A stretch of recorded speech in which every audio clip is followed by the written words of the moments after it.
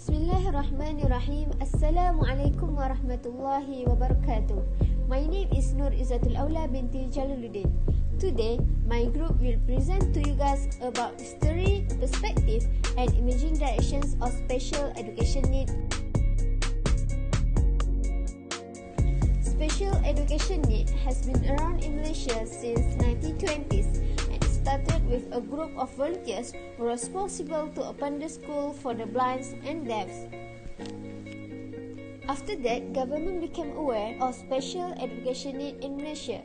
Hence, they encouraged non-government to take part in contributing for learning about special education need in Malaysia. Major problems, it started in 1926. The opening of primary school SRPKS Nicholas by Anglican Church in Melaka, and this fact is approved by Chuati in his article stated that the beginning of special education in Malaysia when Anglican has established that school. Then in 1931 this school has moved to Pulau Pinang. In 1948 there have been opened SRPK Prince Elizabeth in Johor Bahru for visual problem students. For your all information, the opening of SNPK Persekutuan Pulau Pinang was for those who have hearing problems. During the days of English colonization, social movements consisting religious people showed their tremendous efforts to provide access for those who have visual impaired problems. Assalamualaikum warahmatullahi wabarakatuh. My name is Aisyah binti Ramli. So I'll be continuing the second stages of the history of special education in Malaysia. The second stage started from 1948 to 1980. So we will go down by years. Let's get started. Okay, so in 1948, it is marked as history milestone for special education in our country. Why is that? That is because in that particular year, the first school named Princess Elizabeth Special Education School was being built in Johor Bahru. The school was the first formal record of special education in our country. Back then, the school was being built by the British state government. And moving on to the 6 years after, in 1954, the school for hearing impairment students was being built at Penang, named Federal School for Deaf Children. So these two federal schools, Princess Elizabeth and Federal School for Deaf Children, are the early initiative taken by federal government of Malaya back before the independence.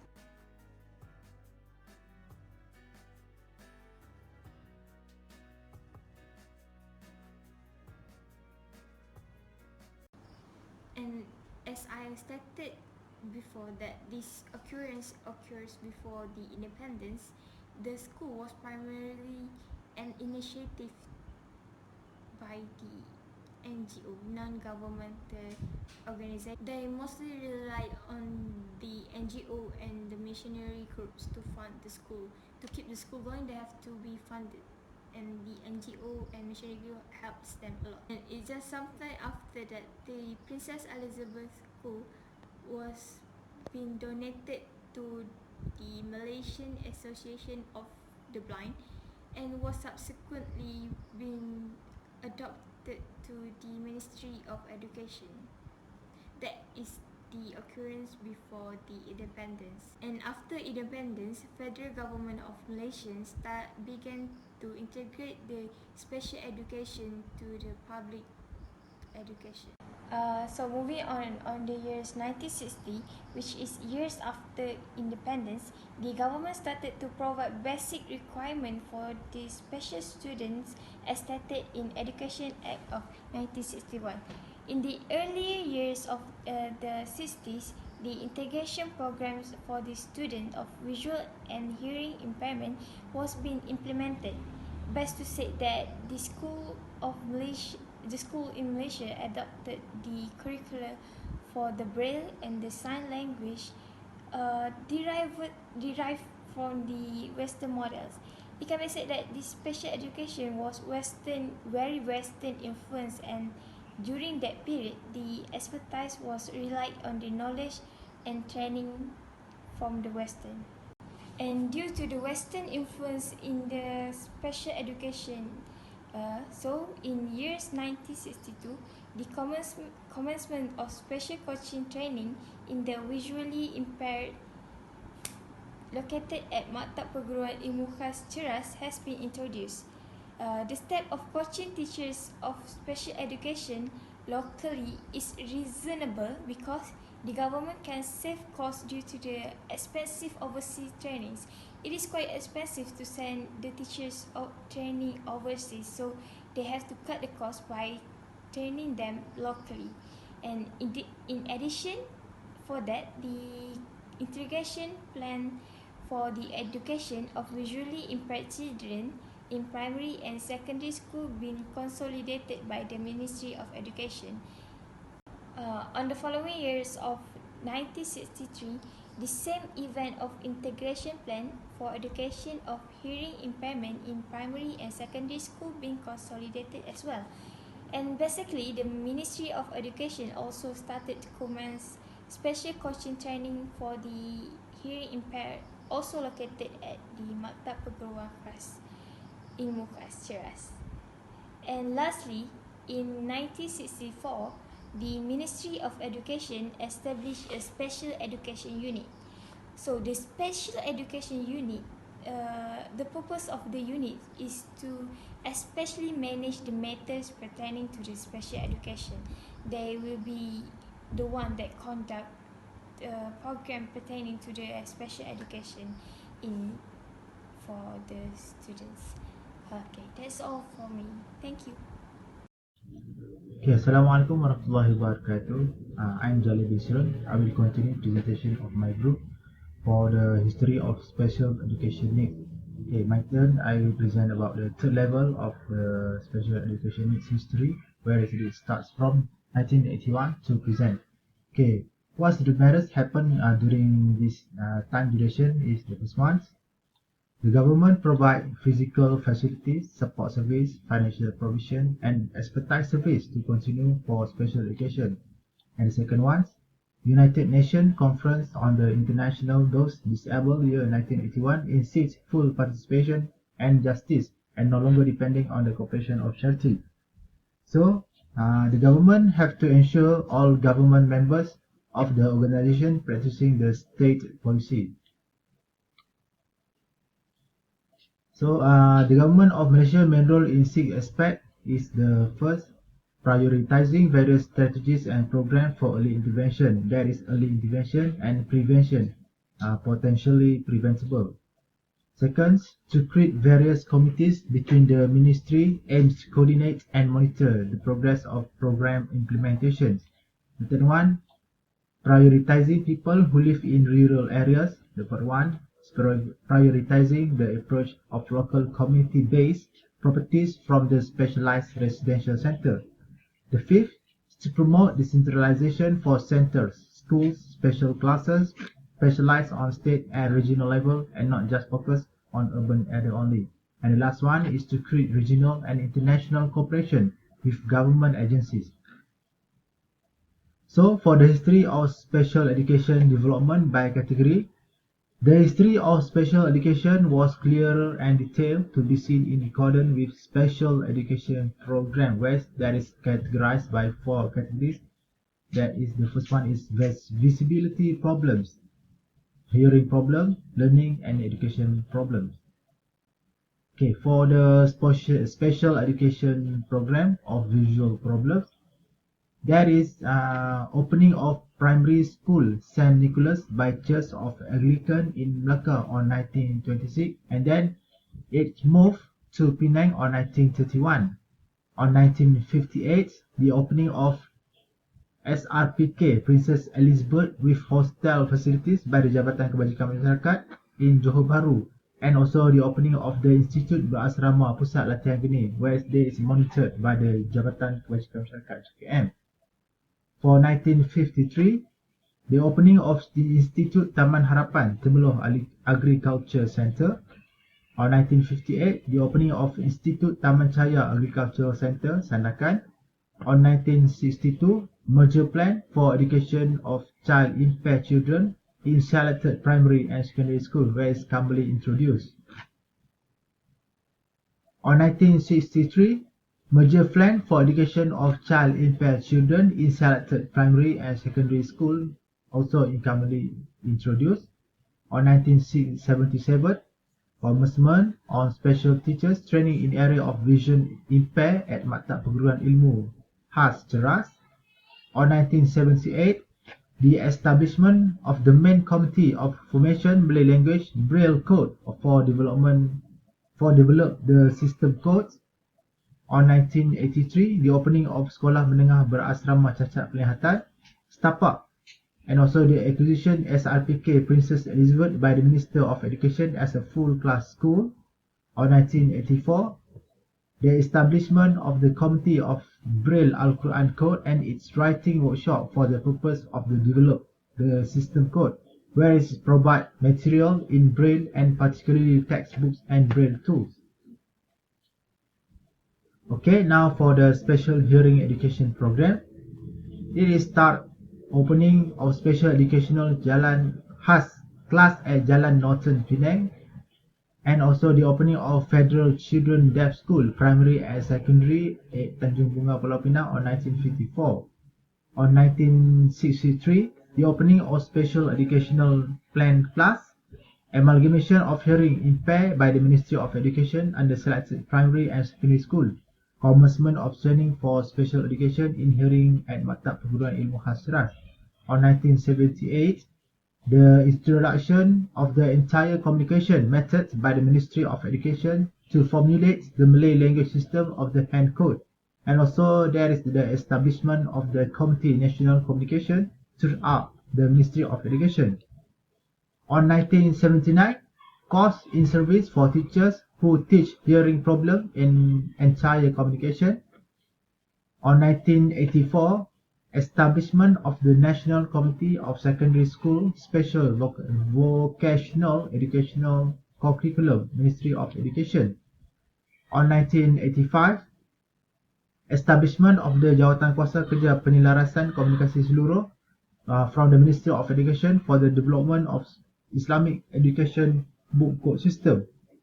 And also, the establishment of a Jawatankuasa Kerja Kecil Kod Dasar Agama Islam.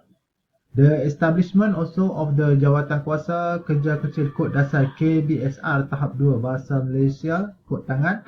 And for the establishment also of the Jawatankuasa Kerja Kecil Penggubalan Kod Tangan Pendidikan Vokasional dan Teknikal.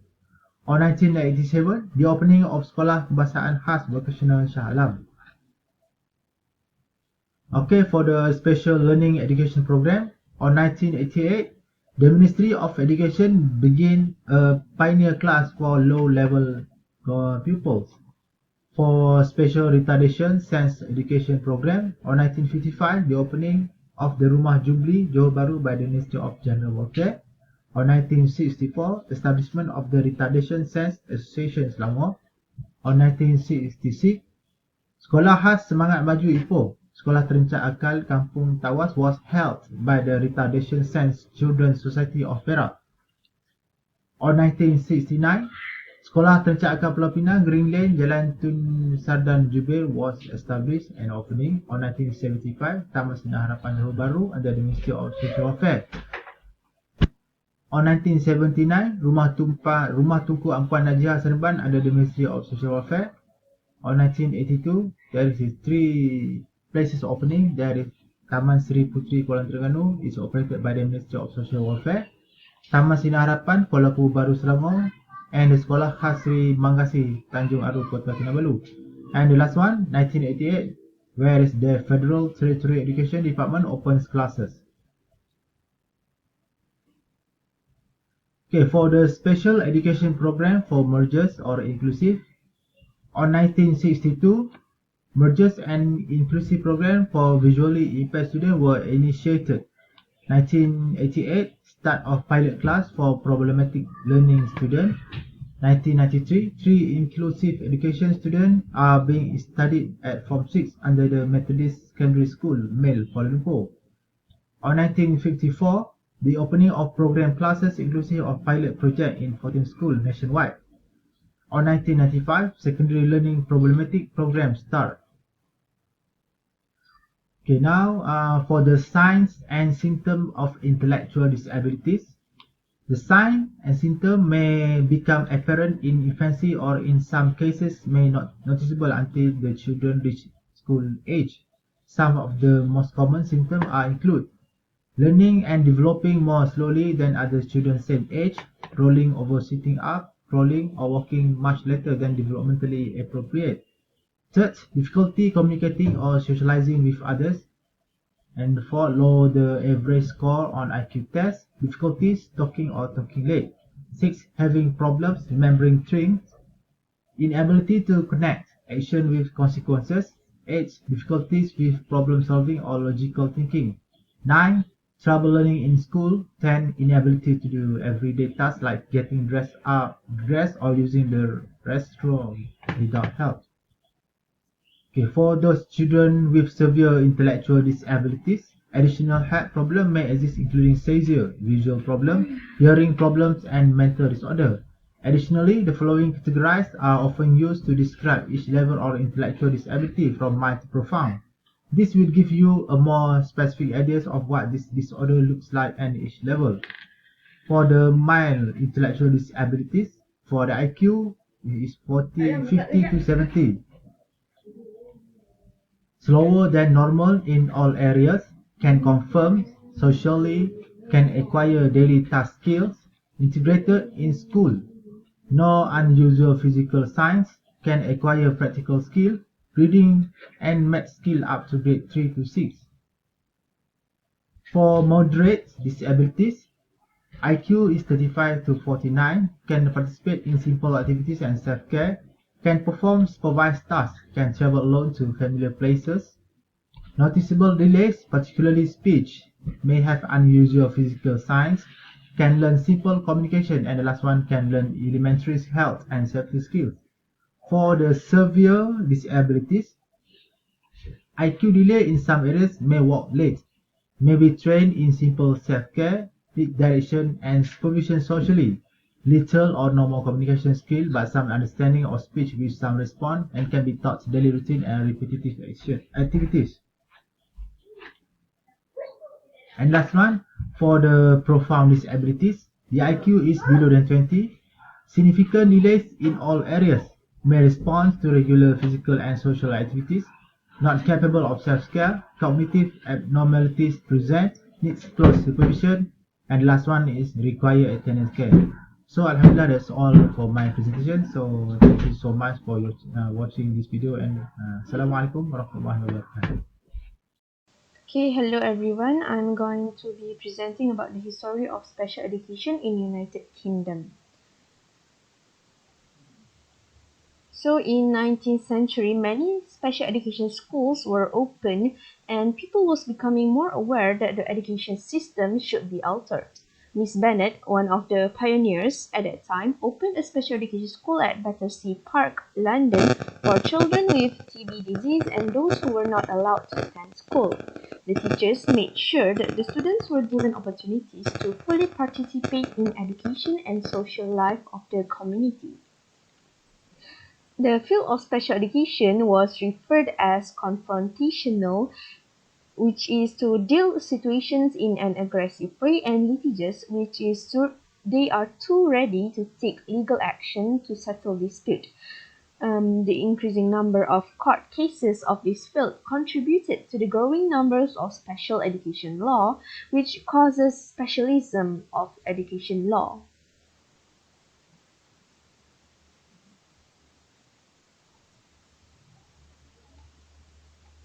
Since the implementation of Education Act 1981 until the Special Education Needs and Disability Act SENDA 2001, significant procedures had been done by the school authorities,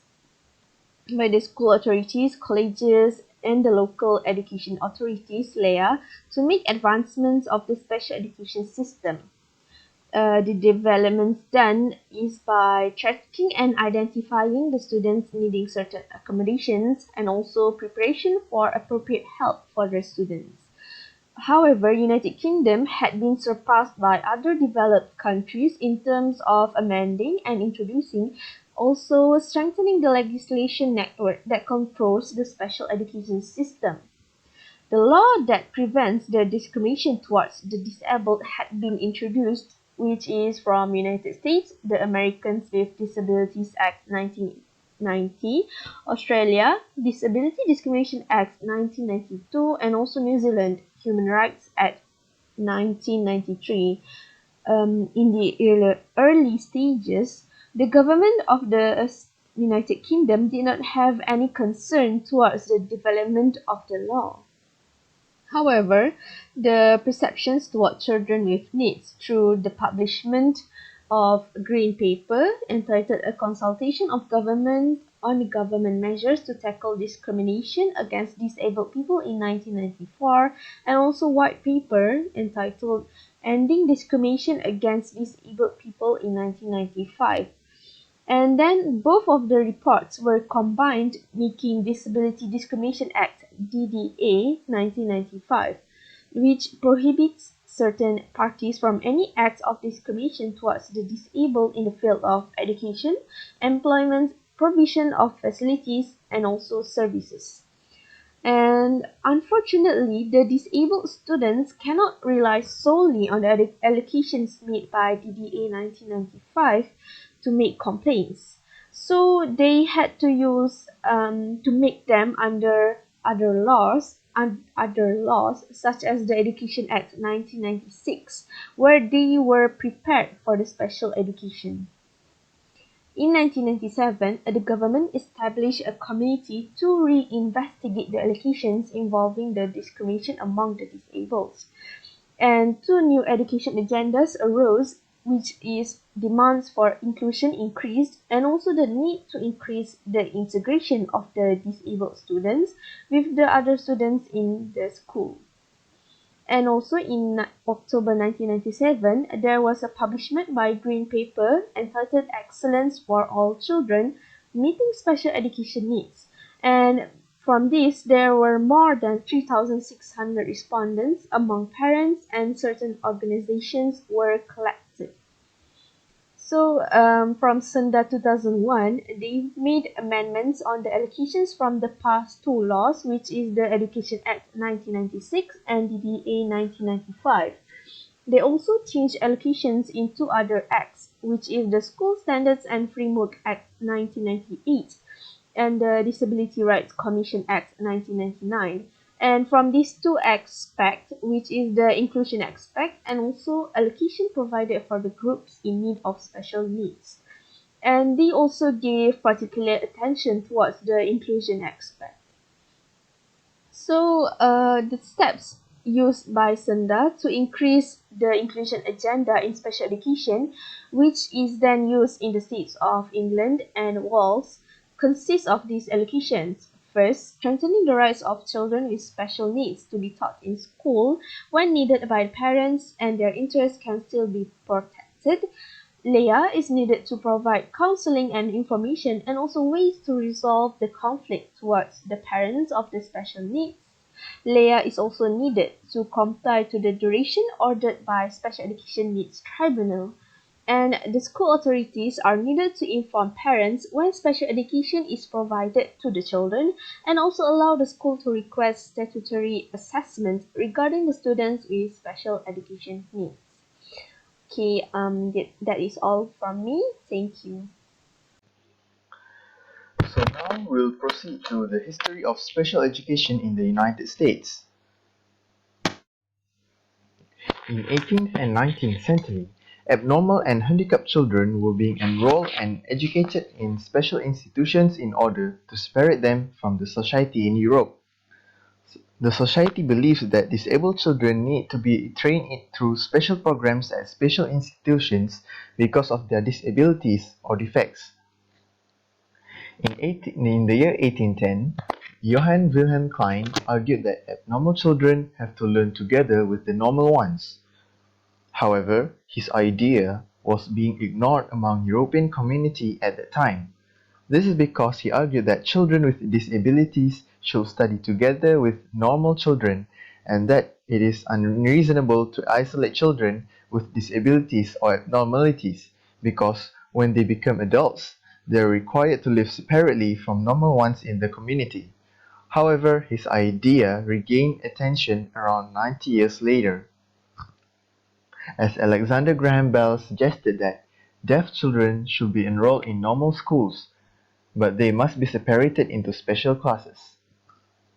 This demonstrates the reasonableness and benefits of psychological development for people with disabilities, which leads to the opening of special classes in public schools in the United States in the year 1900 for those who are blind, deaf, having mental disorders, handicapped, and those who have problems in speech.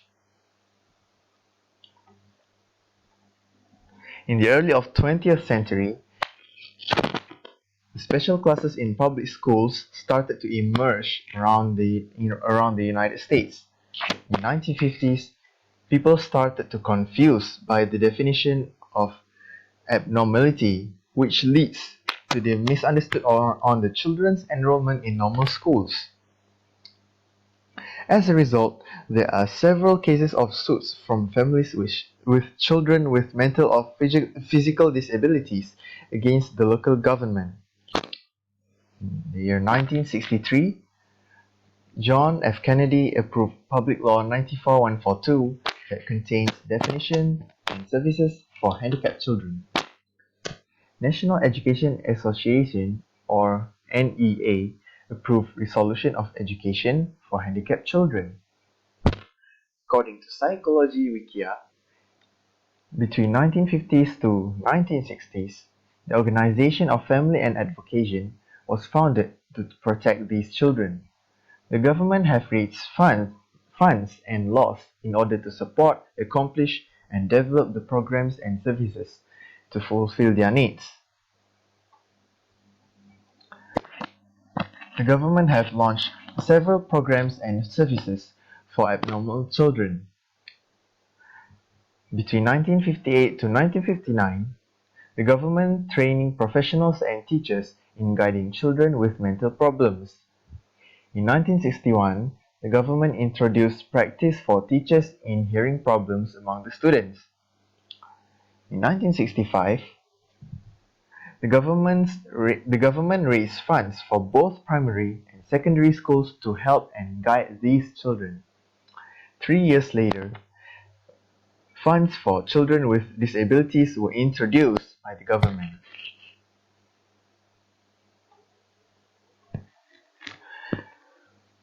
In 1973, the Rehabilitation Act has promised civil rights for the disabled children in the context of a federal government-funded agency or federal program or activity will receive final assistance. 2 years later, public laws has given special rights for disabled children to receive free education,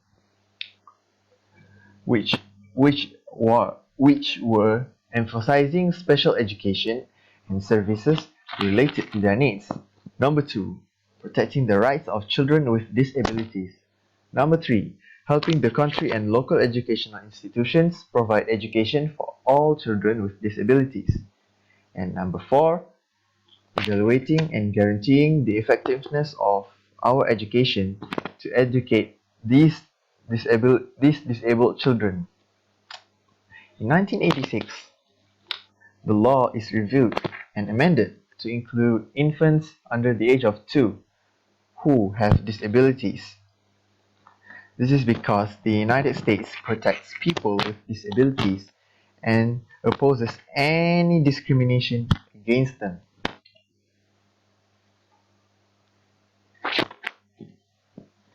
In 1990, the scope of special education has been extended to two categories: autism and traumatic brain injury. In 1997, the scope has been extended by receiving children who has been diagnosed with ADHD. In 2001, the government introduced the Elementary and Secondary Education Act.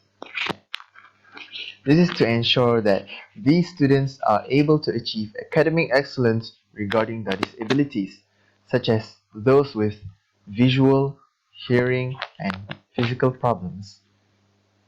And last but not least, in 2004, disabled children who get involved in activities with firearms, drugs, or violence can be transferred into alternative education procedures as contained in the Disabilities Education Act.